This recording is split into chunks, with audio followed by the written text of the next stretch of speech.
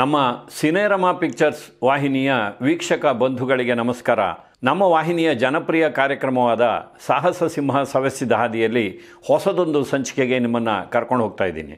ಇವತ್ತಿನ ಸಂಚಿಕೆಯಲ್ಲಿ ವರದರಾಜ ಪೈ ಅವರು ವಿಷ್ಣುವರ್ಧನ್ ಅವರಿಂದ ಪ್ರಭಾವಿತರಾಗಿ ಜೀವನದಲ್ಲಿ ಬಹುದೊಡ್ಡ ಸಾಧನೆಯನ್ನು ಮಾಡಿದ ಕಥೆಯನ್ನು ನಿಮಗೆ ಹೇಳ್ತಾ ಇದ್ದೀನಿ.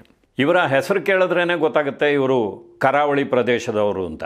ನೋಡಿ, ಮಂಗಳೂರು ಕಡೆಯಲ್ಲಿ ಕನ್ನಡದ ಜೊತೆಗೆ ಕೊಂಕಣಿ ಹಾಗೂ ತುಳು ಭಾಷೆಯ ಪ್ರಭಾವ ಇದೆಯಾದರೂ ಕೂಡ ಅಲ್ಲಿ ಕನ್ನಡದ ಅಭಿಮಾನಕ್ಕೆ ಏನೂ ಕೊರತೆ ಇಲ್ಲ. ಸಾಹಿತ್ಯ ಕ್ಷೇತ್ರ ಇರಬಹುದು, ಸಿನಿಮಾ ರಂಗ ಇರಬಹುದು, ಉದ್ಯಮ ಕ್ಷೇತ್ರ ಇರಬಹುದು, ಎಲ್ಲದರಲ್ಲೂ ಕರಾವಳಿಯ ಜನರು ಒಂದು ಸಾಹಸಿ ಪ್ರವೃತ್ತಿಯನ್ನು ತೋರಿಸ್ತಾ ಬಂದಿದ್ದಾರೆ. ವರದರಾಜ ಪೈ ಅವರು ವಿಷ್ಣುವರ್ಧನ್ ಅವರ ಯಜಮಾನ ಸಿನಿಮಾದಿಂದ ಪ್ರಭಾವಿತರಾಗಿ ಏನೆಲ್ಲ ಸಾಧನೆಯನ್ನು ಮಾಡಿದ್ರು ಅನ್ನೋದು ಇವತ್ತಿನ ಸಂಚಿಕೆಯ ವಿಶೇಷ. ವರದರಾಜ ಪೈ ಅವರು ಬಾಲ್ಯದಲ್ಲಿ ಬಂಧನ ಸಿನಿಮಾ ನೋಡ್ತಾರೆ. ಆ ಸಿನಿಮಾ ನೋಡಿದ ದಿನದಿಂದಲೇ ವಿಷ್ಣುವರ್ಧನ್ ಅವರ ಬಗ್ಗೆ ಅವರಿಗೆ ಅಭಿಮಾನ ಉಂಟಾಗುತ್ತೆ. ಎಷ್ಟರ ಮಟ್ಟಿಗಿನ ಅಭಿಮಾನ ಅಂದರೆ ತಂದೆಯ ಬಳಿ ಯಾವಾಗಲೂ ವಿಷ್ಣುವರ್ಧನ್ ಅವರನ್ನು ಭೇಟಿ ಮಾಡಿಸು, ಕರ್ಕೊಂಡು ಹೋಗಿ ತೋರಿಸು ಅಂತ ಹೇಳ್ತಾ ಇರ್ತಾರೆ. ಒಂದು ಸಾರಿ ಉದಯವಾಣಿ ಪತ್ರಿಕೆಯಲ್ಲಿ ಒಂದು ಸುದ್ದಿ ಬರುತ್ತೆ, ವಿಷ್ಣುವರ್ಧನ್ ಅವರು ದಕ್ಷಿಣ ಕನ್ನಡ ಜಿಲ್ಲೆಗೆ ಬರ್ತಾ ಇದ್ದಾರೆ ಅಂತ. ಆ ಸುದ್ದಿಯನ್ನು ಕೇಳಿ ವರದರಾಜ ಪೈ ಅವರಿಗೆ ತುಂಬ ಖುಷಿಯಾಗುತ್ತೆ. ತಮ್ಮ ತಂದೆಗೆ ಹೇಳ್ತಾರೆ, ಈ ಬಾರಿ ವಿಷ್ಣು ಅವರನ್ನು ನೀನು ತೋರಿಸಲೇಬೇಕು ಅಂತ. ಕೊನೆಗೆ ಕುಕ್ಕೆ ಸುಬ್ರಹ್ಮಣ್ಯ ದೇವಸ್ಥಾನದಲ್ಲಿ ವಿಷ್ಣುವರ್ಧನ್ ಅವರನ್ನು ಅಪಾರ ಜನಸಾಗರದ ಮಧ್ಯದಲ್ಲಿ ವರದರಾಜ ಪೈ ಅವರು ಹೋಗಿ ಭೇಟಿ ಮಾಡ್ತಾರೆ. ಪ್ರೀತಿಯಿಂದ ಒಂದು ಗಣೇಶನ ವಿಗ್ರಹವನ್ನು ಉಡುಗೊರೆ ಕೊಡ್ತಾರೆ. ವಿಷ್ಣುವರ್ಧನ್ ಅವರ ವಿಳಾಸವನ್ನು ಪಡೆದು ಹಿಂದಿರುಗಿ ಬರ್ತಾರೆ. ಈ ಭೇಟಿಯ ನಂತರ ವರದರಾಜ ಪೈ ಅವರು ವಿಷ್ಣುವರ್ಧನ್ ಅವರ ಸಂಪರ್ಕವನ್ನು ಬಿಡೋದಿಲ್ಲ. ಅವರ ವಿಳಾಸಕ್ಕೆ ತಮ್ಮಲ್ಲೇ ತಯಾರಾಗ್ತಾ ಇದ್ದಂಥ ಬಾದಾಮಿ ಪೌಡರನ್ನು ರಿಜಿಸ್ಟ್ರ್ ಪೋಸ್ಟ್ ಮೂಲಕ ಕಳಿಸ್ತಾರೆ. ಒಂದು 4-5 ತಿಂಗಳಾದ ಮೇಲೆ ವಿಷ್ಣುವರ್ಧನ್ ಅವರ ಕಚೇರಿಯಿಂದ ಶ್ರೀಧರ್ ಅವರು ಫೋನ್ ಮಾಡಿ, ನೀವು ಕಳಿಸ್ತಾ ಇರುವಂಥ ಬಾದಾಮಿ ಪೌಡ್ರು ತುಂಬ ಚೆನ್ನಾಗಿದೆ, ವಿಷ್ಣು ಅವರಿಗೆ ತುಂಬ ಇಷ್ಟ ಆಗಿದೆ, ಅವರು ನಿಮ್ಮ ಜೊತೆ ಮಾತಾಡ್ತಾರೆ ಅಂತ ಹೇಳಿ ಫೋನ್ನಲ್ಲಿ ಸಂಪರ್ಕವನ್ನು ಕಲ್ಪಿಸಿಕೊಡ್ತಾರೆ. ವರದರಾಜ ಪೈ ಅವರಿಗೆ ತುಂಬ ಖುಷಿಯಾಗುತ್ತೆ. ತಾವು ಅಭಿಮಾನಿಸುವ ಕಲಾವಿದ ಆತನನ್ನು ಒಮ್ಮೆ ಭೇಟಿಯಾಗಿ ವಿಳಾಸವನ್ನು ಪಡೆದು ನಾನು ಪ್ರೀತಿಯಿಂದ ಕಳಿಸಿದಂಥ ಈ ಒಂದು ಪ್ರಾಡಕ್ಟನ್ನು ಅವರು ಮೆಚ್ಕೊಂಡಿದ್ದಾರೆ, ನನ್ನ ಜೊತೆ ಮಾತಾಡ್ತಾ ಇದ್ದಾರೆ ಅಂದಾಗ ತುಂಬ ಖುಷಿಯಾಗುತ್ತೆ. ನೋಡಿ, ಮುಂದೆ ನಡೆದಿದ್ದು ಇತಿಹಾಸ. ಇಸುವಿ 2000ರಲ್ಲಿ ವಿಷ್ಣುವರ್ಧನ್ ಅವರ ಯಜಮಾನ ಚಿತ್ರ ಬೆಳ್ಳಿ ತೆರೆಗೆ ಬರುತ್ತೆ. ಆ ಚಿತ್ರವನ್ನು ವರದರಾಜ ಪೈ ಅವರು ಹೋಗಿ ನೋಡ್ತಾರೆ. ಅದರಿಂದ ತುಂಬ ಪ್ರಭಾವಿತರಾಗಿ ವಿಷ್ಣು ಅವರಿಗೆ ಫೋನ್ ಮಾಡಿ ಆ ಚಿತ್ರದ ಬಗ್ಗೆ ಮೆಚ್ಚುಗೆಯನ್ನು ವ್ಯಕ್ತಪಡಿಸ್ತಾರೆ. ಸಮಾಜಕ್ಕೆ ಒಂದು ಉತ್ತಮವಾದ ಸಂದೇಶವನ್ನು ಕೊಟ್ಟಿದ್ದೀರಿ ನಿಮ್ಮ ಸಿನಿಮಾದ ಮೂಲಕ, ಕೂಡು ಕುಟುಂಬದ ಒಂದು ಅಗತ್ಯವನ್ನು ಹೇಳಿದಿರಿ, ಕುಟುಂಬದ ಹಿರಿಯ ಹೇಗೆಲ್ಲ ಇರಬೇಕು ಅನ್ನೋದನ್ನು ತುಂಬ ಮನೋಜ್ಞವಾಗಿ ನೀವು ನಿಮ್ಮ ಪಾತ್ರದ ಮೂಲಕ ಸಂದೇಶದ ರೂಪದಲ್ಲಿ ಹೇಳಿದ್ದೀರಿ ಅಂತ ಮೆಚ್ಚುಗೆಯನ್ನು ವ್ಯಕ್ತಪಡಿಸ್ತಾರೆ. ವಿಷ್ಣುವರ್ಧನ್ ಅವರು ಅದರಿಂದ ಖುಷಿಯಾಗ್ತಾರೆ. ಈ ಸಂದರ್ಭದಲ್ಲಿ ವರದರಾಜ ಪೈ ಅವರಿಗೆ ಒಂದಿಷ್ಟು ಕಷ್ಟಗಳಿರುತ್ತೆ. ಯಾವುದಾದ್ರೂ ಒಂದು ಉದ್ಯೋಗವನ್ನು ಮಾಡಬೇಕು, ಒಂದು ಉದ್ಯಮವನ್ನು ಸ್ಥಾಪಿಸಬೇಕು ಅಂತ ಅವರಲ್ಲಿ ಒಂದು ಆಸೆ ಇರುತ್ತೆ. ಆಗ ಅವರ ಮನಸ್ಸಿಗೆ ಹೊಳೆದಿದ್ದು, ಯಾವ ರೀತಿಯಲ್ಲಿ ಯಜಮಾನ ಚಿತ್ರದಲ್ಲಿ ವಿಷ್ಣುವರ್ಧನ್ ಅವರು ತಮ್ಮ ಕುಟುಂಬದ ಏಳಿಗೆಗೋಸ್ಕರ ಉಪ್ಪಿನಕಾಯಿ ಉದ್ಯಮವನ್ನು ಕೈಗೊಳ್ತಾರೋ ಅದೇ ರೀತಿಯಲ್ಲಿ ನಾನು ಯಾಕೆ ಮಾಡಬಾರ್ದು. ಈ ಆಲೋಚನೆ ಬಂದಿದ್ದೇ ತಡ ಅವರು ವಿಷ್ಣುವರ್ಧನ್ ಅವರಿಗೆ ಫೋನ್ ಮಾಡಿ ಹೇಳ್ತಾರೆ, ನಾನು ಒಂದು ಉದ್ಯಮವನ್ನು ಸ್ಥಾಪನೆ ಮಾಡಬೇಕು ಅಂತ ಇದ್ದೀನಿ, ಉಪ್ಪಿನಕಾಯಿ ಉದ್ಯಮವನ್ನು, ನಿಮ್ಮ ಯಜಮಾನ ಚಿತ್ರದ ಪ್ರಭಾವದಿಂದ. ಅದಕ್ಕೆ ಯಜಮಾನ ಉಪ್ಪಿನಕಾಯಿ ಅಂತ ಹೆಸರನ್ನು ಇಡ್ತೀನಿ ಹಾಗೂ ನಿಮ್ಮ ಫೋಟೋವನ್ನು ಅದಕ್ಕೆ ಬಳಸ್ಕೋತೀನಿ ಅಂತ. ವರದರಾಜ ಪೈ ಅವರ ಕೋರಿಕೆಗೆ ವಿಷ್ಣುವರ್ಧನ್ ಅವರು ತುಂಬು ಮನಸ್ಸಿನಿಂದ ಒಪ್ಪಿಗೆಯನ್ನು ಸೂಚಿಸ್ತಾರೆ. ನೋಡಿ, ಹೀಗೆ ಯಜಮಾನ ಬ್ರ್ಯಾಂಡಿನ ಉಪ್ಪಿನಕಾಯಿಯನ್ನು ವಿಷ್ಣುವರ್ಧನ್ ಅವರ ಫೋಟೋದ ಜೊತೆಯಲ್ಲಿ ಆರಂಭ ಮಾಡಿದಂಥ ವರದರಾಜ ಪೈ ಅವರು ಮೊದಲಿಗೆ ಸೈಕಲ್ ಮೇಲೆ ಅದನ್ನು ಹೋಗಿ ಮಾರಾಟ ಮಾಡಿ ಬರ್ತಾರೆ. ಅದಾದ ಮೇಲೆ ಸ್ಕೂಟರ್ನಲ್ಲಿ ಓಡಾಡೋದಕ್ಕೆ ಆರಂಭ ಮಾಡ್ತಾರೆ. ನಂತರ ಮಾರುತಿ ಓಮ್ನಿ ಬರುತ್ತೆ, ಅದಾದಮೇಲೆ ಮಾರುತಿ ಯುಕೋ ಬರುತ್ತೆ, ಮುಂದೆ ಜೀಪು, ವ್ಯಾನು, ಹೀಗೆ 2008ರ ಹೊತ್ತಿಗೆ ಒಂದು ದೊಡ್ಡ ರೀತಿಯಲ್ಲಿ ಆ ಉದ್ಯಮ ಬೆಳೆಯುತ್ತೆ. ಯಾವ ರೀತಿಯಲ್ಲಿ ನೀವು ಚಿತ್ರದಲ್ಲಿ ನೋಡ್ತಿರೋ ಅದೇ ರೀತಿಯಲ್ಲಿ ನಿಜ ಜೀವನದಲ್ಲಿ ಇದು ಘಟಿಸುತ್ತೆ. ವರದರಾಜ ಪೈ ಅವರು ಈ ಉದ್ಯಮವನ್ನು ಆರಂಭ ಮಾಡಿದ್ದು 2005ರಲ್ಲಿ. ಯಾವಾಗ ವಿಷ್ಣುವರ್ಧನ್ ಅವರ ಹೆಸರು ಹಾಗೂ ಫೋಟೋವನ್ನು ಬಳಸೋದಕ್ಕೆ ಅವರು ಅನುಮತಿಯನ್ನು ಕೊಡ್ತಾರೋ ಆಗಲೇ ಆರಂಭ ಮಾಡ್ತಾರೆ. ಅದಕ್ಕಾಗಿ ಬೆಂಗಳೂರಿಗೆ ಬಂದು ವಿಷ್ಣುವರ್ಧನ್ ಅವರು ತಮ್ಮ ಲೆಟರ್ ಹೆಡ್ನಲ್ಲಿ ನನ್ನ ಫೋಟೋ ಹಾಗೂ ಹೆಸರನ್ನು ಬಳಸಿಕೊಳ್ಳಬಹುದು ಅಂತ ಲಿಖಿತ ರೂಪದಲ್ಲಿ ಒಂದು ಪತ್ರವನ್ನು ಬರೆದು ಕೊಡ್ತಾರೆ. ಆ ಪತ್ರವನ್ನು ಇಟ್ಕೊಂಡೇ ಅವರು ಉದ್ಯಮವನ್ನು ಸ್ಥಾಪನೆ ಮಾಡಿ 3 ವರ್ಷದಲ್ಲಿ ಪ್ರಗತಿಯನ್ನು ಸಾಧಿಸ್ತಾರೆ. ನೋಡಿ, ಕೇವಲ 2,000 ರೂಪಾಯಿಗಳ ಒಂದು ಬಂಡವಾಳದೊಂದಿಗೆ ಕೆನರಾ ಬ್ಯಾಂಕಿನಿಂದ 25,000 ರೂಪಾಯಿಗಳನ್ನು ಸಾಲ ತೆಗೆದುಕೊಂಡು ಟಿ ವರದರಾಜ ಪೈ ಅವರು ಲಕ್ಷ್ಮೀ ವೆಂಕಟರಮಣ ಯಜಮಾನ ಇಂಡಸ್ಟ್ರೀಸ್ ಎನ್ನುವ ಹೆಸರಿನಲ್ಲಿ ಈ ಒಂದು ಉದ್ಯಮವನ್ನು ಆರಂಭ ಮಾಡಿ ಯಶಸ್ಸಿನ ಹಾದಿಯಲ್ಲಿ ಸಾಕ್ತಾರೆ. ಇದಾದ ಮೇಲೆ ದೊಡ್ಡ ರೀತಿಯಲ್ಲಿ ಒಂದು ಫ್ಯಾಕ್ಟ್ರಿಯನ್ನು ಮಾಡಬೇಕು, ಅದರ ಉದ್ಘಾಟನೆಗೆ ನೀವೇ ಬರಬೇಕು ಅಂತ ವರದರಾಜ ಪೈ ಅವರು ವಿಷ್ಣುವರ್ಧನ್ ಅವರನ್ನು ಕೇಳ್ಕೊತಾರೆ. ನಾನು ಬರೋದು ತುಂಬ ಕಷ್ಟ ಆಗುತ್ತೆ, ತುಂಬ ದೂರ ಬರಬೇಕಾಗತ್ತೆ, ನೀವು ಪ್ರಾರಂಭ ಮಾಡಿ, ನನ್ನ ಹಾರೈಕೆ ಇರುತ್ತೆ ಅಂತ ವಿಷ್ಣು ಅವರು ಹೇಳ್ತಾರೆ. ಆದರೆ ವರದರಾಜ ಪೈ ಅವರು ಒಪ್ಕೊಳ್ಳಲ್ಲ.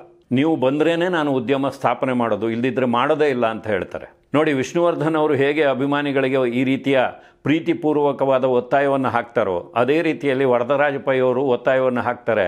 ಆ ಒತ್ತಾಯಕ್ಕೆ ಮಣಿದು ವಿಷ್ಣುವರ್ಧನ್ ಅವರು ಬರೋದಕ್ಕೆ ಒಪ್ಕೋತಾರೆ.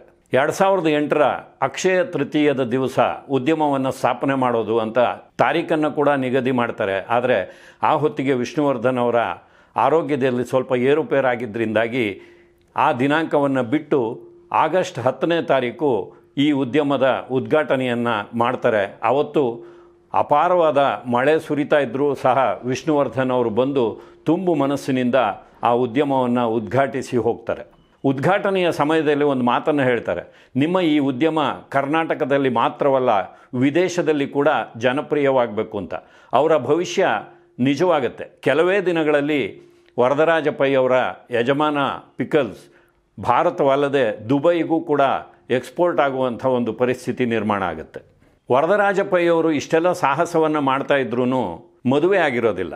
ಒಂದು ಬಾರಿ ವಿಷ್ಣು ಅವರು ಹೇಳ್ತಾರೆ, ನೋಡಿ, ನಿಮ್ಮ ಒತ್ತಾಯಕ್ಕೆ ಮಣಿದು ನಾನು ನಿಮ್ಮ ಇಂಡಸ್ಟ್ರಿಯ ಓಪನಿಂಗ್ ಸೆರೆಮನಿಗೂ ಬಂದೆ, ನೀವು ಉದ್ಯಮವನ್ನು ಸ್ಥಾಪನೆ ಮಾಡೋದಕ್ಕೂ ನಾನು ನನ್ನ ತುಂಬು ಮನಸ್ಸಿನ ಒಂದು ಹಾರೈಕೆಯನ್ನು ನಿಮಗೆ ನೀಡಿದ್ದೀನಿ, ನೀವೀಗ ನನ್ನ ಮಾತನ್ನು ನಡೆಸ್ಕೊಡ್ಬೇಕು, ನೀವು ಮದುವೆ ಆಗಬೇಕು ಅಂತ ಹೇಳ್ತಾರೆ.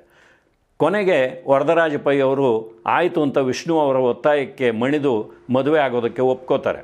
ವಿಷ್ಣುವರ್ಧನ್ ಅವರೇ 2009ನೇ ಇಸ್ವಿ ನವೆಂಬರ್ 5ನೇ ತಾರೀಕು ಮದುವೆಯನ್ನು ನಿಗದಿ ಮಾಡ್ತಾರೆ. ಆಗ ವರದರಾಜ ಪೈ ಅವರು ಒಂದು ಮಾತು ಕೇಳ್ತಾರೆ, ಸರ್, ನವಂಬರ್ನಲ್ಲೇ ಯಾಕೆ ಡಿಸೆಂಬರ್ನಲ್ಲಿ ಮಾಡಿಕೊಂಡ್ರೆ ಆಗಲ್ವಾ ಅಂತ. ಅದಕ್ಕೆ ವಿಷ್ಣು ಅವರು ಹೇಳ್ತಾರೆ, ಇಲ್ಲ ಡಿಸೆಂಬರ್ನಲ್ಲಿ ಬೇಡ, ಡಿಸೆಂಬರ್ನಲ್ಲಿ ನಾನು ತುಂಬ ದೂರ ಹೋಗ್ತಾ ಇದ್ದೀನಿ ಅಂತ ಹೇಳ್ತಾರೆ. ನೋಡಿ, ನವಂಬರ್ 5ನೇ ತಾರೀಕು ವರದರಾಜ ಪೈ ಅವರ ಮದುವೆಗೆ ವಿಷ್ಣುವರ್ಧನ್ ಅವರು ಅನಾರೋಗ್ಯದ ನಿಮಿತ್ತ ಬರೋದಕ್ಕೆ ಸಾಧ್ಯವಾಗಲಿಲ್ಲ. ಆದರೆ ಅನಿರುದ್ಧ ಹಾಗೂ ಕೀರ್ತಿಯವರನ್ನು ಶಿವರಾಮಣ್ಣನವರ ಜೊತೆಯಲ್ಲಿ ಮದುವೆಗೆ ಕಳಿಸಿಕೊಡ್ತಾರೆ. ಅದಾದ ಮೇಲೆ ತಾವು ಹೇಳಿದ ಮಾತಿನಂತೆ ಡಿಸೆಂಬರ್ 29ನೇ ತಾರೀಕು ಮರಳಿ ಬಾರದ ಲೋಕಕ್ಕೆ ತುಂಬ ದೂರಕ್ಕೆ ಹೊರಟು ಹೋಗ್ತಾರೆ. ಅಂದರೆ ವರದರಾಜ ಪೈ ಅವರು ಕೇಳಿದಾಗ ನಾನು ಹೆಚ್ಚು ದಿನ ಬದುಕಲ್ಲ ಅಥವಾ ನಾನು ದೂರ ಹೋಗ್ತಾ ಇದ್ದೀನಿ ಅನ್ನುವ ಭಾವನೆ ವಿಷ್ಣುವರ್ಧನ್ ಅವರಲ್ಲಿ ಇತ್ತ ಖಂಡಿತವಾಗಿಯೂ ಗೊತ್ತಿಲ್ಲ. ನೋಡಿ, ಸಿನಿಮಾ ನಟರ ಬಗ್ಗೆ ನಾವು ಹಿಂದೆ ಎಷ್ಟೋ ಕಡೆಗಳಲ್ಲಿ ಹೇಳಿದ್ದೀವಿ, ಜನಾಭಿಪ್ರಾಯ ಬೇರೆಯದ್ದೇ ಇರುತ್ತೆ, ಅವ್ರು ಹಾಗಂತೆ ಅವ್ರು ಹೀಗಂತೆ ಅಂತ. ಆದರೆ ಅವರು ನಿಜವಾಗಿಯೂ ಏನು ಅನ್ನೋದು ಗೊತ್ತಾಗಬೇಕಾದ್ರೆ ಅವರಿಂದ ಸಹಾಯ ಪಡೆದವರು, ಅವರಿಂದ ಉಪಕೃತರಾದವರು, ಅವರನ್ನು ಹತ್ತಿರದಿಂದ ನೋಡಿದವರು, ಒಡನಾಡಿದವರು ಹೇಳಿಕೊಂಡ್ರೆ ಮಾತ್ರವೇ ಗೊತ್ತಾಗೋದು. ಟಿ ವರದರಾಜ ಪೈ ಅವರು ಈ ಒಂದು ವಿಚಾರವನ್ನು ಬರಹಗಾರ ಮಿತ್ರರಾದ ಸಿದ್ದಾಪುರ ಶಿವಕುಮಾರ್ ಅವರು ರಚನೆ ಮಾಡಿರುವಂಥ ಆಕರ್ಣನಂತೆ ಪುಸ್ತಕದ ಸಲುವಾಗಿ ಹೇಳಿಕೊಂಡಾಗ ಅವರ ಸಂದರ್ಶನದ ಭಾಗವನ್ನು ಆ ಪುಸ್ತಕದಲ್ಲಿ ಪ್ರಕಟವಾಗಿರೋದ್ರಿಂದಾಗಿ ಜನಗಳಿಗೆ ಗೊತ್ತಾಯಿತು. ಆ ಒಂದು ಪುಸ್ತಕದ ಆಧಾರದ ಮೇಲೆ ಶಿವಕುಮಾರ್ ಅವರ ಅನುಮತಿಯೊಂದಿಗೆ ಈ ಸಂಗತಿಗಳನ್ನು ನಾವು ನಿಮ್ಮ ಜೊತೆಯಲ್ಲಿ ಹಂಚಿಕೊಳ್ಳೋದಕ್ಕೆ ಇವತ್ತು ಅವಕಾಶವಾಗಿದೆ. ನೋಡಿ, ವರದರಾಜ ಪೈ ಅವರು ಇಂಡಸ್ಟ್ರಿಯ ಉದ್ಘಾಟನೆಗೆ ವಿಷ್ಣುವರ್ಧನ್ ಅವರನ್ನು ಬರಬೇಕು ಅಂತ ಕರೆದಾಗ ಅವ್ರು ಹೇಳ್ತಾರೆ, ಮಂಗಳೂರಿನಲ್ಲಿ ದೊಡ್ಡ ಒಂದು 5 ಸ್ಟಾರ್ ಹೋಟೆಲ್ನಲ್ಲಿ ನಿಮಗೆ ರೂಮ್ ಅರೇಂಜ್ ಮಾಡ್ತೀನಿ, ದಯವಿಟ್ಟು ನೀವು ಅಲ್ಲಿ ಇಳ್ಕೊಂಡು ಬಂದು ನಮ್ಮ ಉದ್ಘಾಟನೆಯನ್ನು ನಡೆಸ್ಕೊಡ್ಬೇಕು ಅಂತ. ಆಗ ವಿಷ್ಣುವರ್ಧನ್ ಅವರು ಒಂದು ಮಾತನ್ನು ಹೇಳ್ತಾರೆ, ನೀವು ಒಂದೇ ರೂಪಾಯಿಯನ್ನು ಖರ್ಚು ಮಾಡೋ ಹಾಗಿಲ್ಲ, ನೀವು ಯಾವುದೇ ಹೋಟೆಲ್ನಲ್ಲಿ ರೂಮ್ ಬುಕ್ ಮಾಡೋ ಹಾಗಿಲ್ಲ ಅಂತ. ನೇರವಾಗಿ ವರದರಾಜ ಪೈ ಅವರ ಮನೆಗೆ ಹೋಗ್ತಾರೆ, ಅಲ್ಲೇ ಉಳ್ಕೋತಾರೆ, ಉದ್ಘಾಟನೆಯನ್ನು ಮುಗಿಸಿ ಹಿಂದಿರುಗಿ ಬರ್ತಾರೆ. ನೋಡಿ, ಎಷ್ಟೋ ಜನ ತಮ್ಮ ಬಳಿ ಕಷ್ಟ ಅಂತ ಯಾರಾದರೂ ಹೇಳ್ಕೊಂಡಾಗ ಅವರಿಗೆ ಸಹಾಯ ಮಾಡೋದು ಬೇರೆ, ಆದರೆ ಬೇರೆಯವರ ಕಷ್ಟವನ್ನು ಕಂಡು ತಾವಾಗಿಯೇ ಸಹಾಯಕ್ಕೆ ಮುಂದಾಗೋದು ಬೇರೆ. ವಿಷ್ಣುವರ್ಧನ್ ಅವರು ಯಾರದೇ ಕಷ್ಟವನ್ನು ನೋಡಿದರೂ ಕೂಡ ಅವರಿಗೆ ಸಹಾಯ ಮಾಡೋದಕ್ಕೆ ಮುಂದಾಗ್ತಾಯಿದ್ರು. ಅದಕ್ಕೆ ಕೂಡ ವರದರಾಜ ಪೈ ಅವರೇ ಒಂದು ನಿದರ್ಶನ. ಯಾವಾಗ ವಿಷ್ಣುವರ್ಧನ್ ಅವರು ಪತ್ರಿಕೆಯಲ್ಲಿ ದಕ್ಷಿಣ ಕನ್ನಡ ಜಿಲ್ಲೆಯ ಪ್ರದೇಶದ ಯಾವುದೇ ವ್ಯಕ್ತಿ ಕಷ್ಟದಲ್ಲಿದ್ದಾರೆ ಅಂತ ಪತ್ರಿಕೆಗಳಲ್ಲಿ ಸುದ್ದಿಯನ್ನು ಓದಿದ್ರೂ ಕೂಡ ವರದರಾಜ ಪೈ ಅವರಿಗೆ ಫೋನ್ ಮಾಡಿ, ನನ್ನ ಪರವಾಗಿ ನೀವು ಇಂಥವರಿಗೆ ಇಷ್ಟು ಹಣವನ್ನು ಕೊಡಿ, ನಾನು ನಿಮಗೆ ಆಮೇಲೆ ಹಿಂದಿರುಗಿಸ್ತೀನಿ ಅಂತ ಹೇಳ್ತಾರೆ. ವರದರಾಜ ಪೈ ಅವರು ಎಷ್ಟೋ ಜನರಿಗೆ ಆ ರೀತಿಯಾಗಿ ಸಹಾಯ ಮಾಡಿರೋದುಂಟು. ಮುಂದೆ ವಿಷ್ಣುವರ್ಧನ್ ಅವರನ್ನು ಭೇಟಿ ಮಾಡಿದಾಗ ಆ ಹಣವನ್ನು ಅವರು ಇವರಿಗೆ ಚುಕ್ತ ಮಾಡಿರೋದು ಉಂಟು. ಆದರೆ ಬಲಗೈಯಲ್ಲಿ ಕೊಟ್ಟಿದ್ದು ಎಡಗೈಗೆ ಗೊತ್ತಾಗಬಾರ್ದು ಅನ್ನುವ ನಿಜವಾದ ದಾನಿಗಳ ಮನೋಭಾವ ಇದೆಯಲ್ಲ, ಅದೇ ರೀತಿಯಲ್ಲಿ ವಿಷ್ಣುವರ್ಧನ್ ಅವರು ಸಹಾಯವನ್ನು ಮಾಡ್ತಾ ಇದ್ದಿದ್ದರಿಂದಾಗಿ ಎಷ್ಟೋ ಜನಕ್ಕೆ ಈ ವಿಚಾರಗಳು ಗೊತ್ತಾಗ್ತಾ ಇರಲಿಲ್ಲ. ಇವತ್ತು ಇಂಥ ಮಹನೀಯರು ಬಂದು ಅದನ್ನು ಹೇಳ್ಕೊಳ್ಳೋದ್ರಿಂದಾಗಿ ನಮಗೆ ಗೊತ್ತಾಗಿದೆ. ವಿಷ್ಣು ಅವರು ದೈವಾಧೀನರಾದ ದಿನ ಬೆಳಗ್ಗೆ 5 ಗಂಟೆಗೆ ಶ್ರೀಧರ್ ಅವರಿಂದ ವರದರಾಜ ಪೈ ಅವರಿಗೆ ದೂರವಾಣಿ ಕರೆ ಬರುತ್ತೆ. ಕೂಡಲೇ ಹೊರಟು ಫ್ಲೈಟ್ನಲ್ಲಿ ಹೋಗೋಣ ಅಂತ ಎಷ್ಟೋ ಪ್ರಯತ್ನ ಮಾಡ್ತಾರೆ. ಆದರೆ ಯಾವುದೇ ಫ್ಲೈಟ್ ಸಿಕ್ಕದೇ ಇದ್ದಿದ್ದರಿಂದಾಗಿ ತಡ ಮಾಡದೆ ಕಾರ್ನಲ್ಲೇ ಹೊರಡ್ತಾರೆ. ಸಾಯಂಕಾಲ 5 ಗಂಟೆಗೆ ಬೆಂಗಳೂರಿಗೆ ಬಂದು ವಿಷ್ಣುವರ್ಧನ್ ಅವರ ಅಂತಿಮ ದರ್ಶನವನ್ನು ಪಡೆದು ಹೋಗ್ತಾರೆ. ನೋಡಿ, ಮುಂದೆ ವರದರಾಜ ಪೈ ಅವರಿಗೆ ಸಂತಾನ ಭಾಗ್ಯ ಪ್ರಾಪ್ತವಾಗುತ್ತೆ. ಮುದ್ದಾದ ಮಗಳು ಹುಟ್ಟುತ್ತಾಳೆ. ಆ ಮಗಳಿಗೆ ವಿಷ್ಣುವರ್ಧನ್ ಅವರ ನೆನಪಿನಲ್ಲಿ ವಿಷ್ಣುಪ್ರಿಯ ಅಂತ ಹೆಸರಿಡ್ತಾರೆ. ಭಾರತಿ ವಿಷ್ಣುವರ್ಧನ್ ಅವರಿಗೆ ಈ ವಿಚಾರವನ್ನು ಹೇಳಿದಾಗ ಆಕೆ ಕೇವಲ ವಿಷ್ಣುಪ್ರಿಯ ಅಲ್ಲ, ವಿಶ್ವಪ್ರಿಯಳಾಗಲಿ ಅಂತ ಹಾರೈಸ್ತಾರೆ.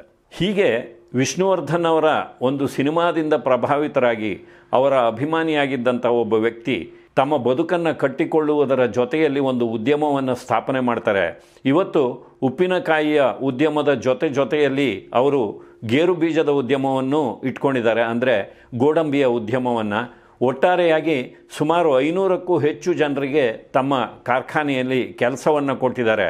ಅಂದರೆ ಒಬ್ಬ ಚಲನಚಿತ್ರ ಕಲಾವಿದನ ಒಂದು ಚಿತ್ರ, ಅದರಲ್ಲಿನ ಒಂದು ಪಾತ್ರ, ಅದು ನೀಡಿದಂಥ ಒಂದು ಸಂದೇಶ ಯಾವ ರೀತಿ ಜನಮಾನಸದ ಮೇಲೆ ಪರಿಣಾಮ ಬೀರುತ್ತೆ ಅನ್ನೋದಕ್ಕೆ ವರದರಾಜ ಪೈ ಅವರ ಈ ಒಂದು ಪ್ರಕರಣವೇ ಸಾಕ್ಷಿಯಾಗಿದೆ ಅಂತ ಹೇಳಿ ಮತ್ತೆ ಮುಂದಿನ ಸಂಚಿಕೆಯಲ್ಲಿ ಭೇಟಿ ಮಾಡ್ತೀನಿ. ನಮಸ್ಕಾರ.